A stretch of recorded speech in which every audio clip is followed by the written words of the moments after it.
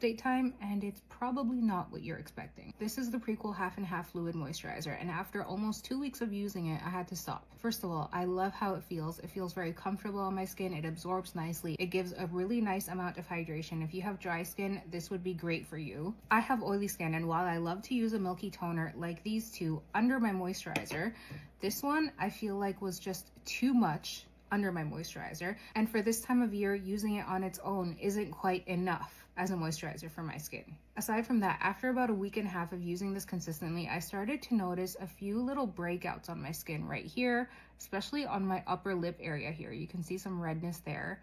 It's tiny little bumps. They weren't huge pimples. They weren't getting bigger. It was just a bunch of tiny little pimples that usually happens to me when my skin is irritated or when there's just too much on my skin. When I use this under my moisturizer, I do find that this one feels richer on my skin than the Haru Haru Wonder, and I just feel like it was just too much for my skin and it started to cause a bunch of little breakouts. When I stopped using it, those breakouts stop popping up. At this time of year, I still need a rich, hydrating, nourishing moisturizer. This on its own isn't enough for my skin right now, and this under the current moisturizers that I use is just too much. So I'm not gonna be using this anymore. I'm gonna try it again in the summer when my skin needs something lighter. I feel like it's gonna work really well then, but for now, it's not for me. If you have dry skin, you'll probably love it.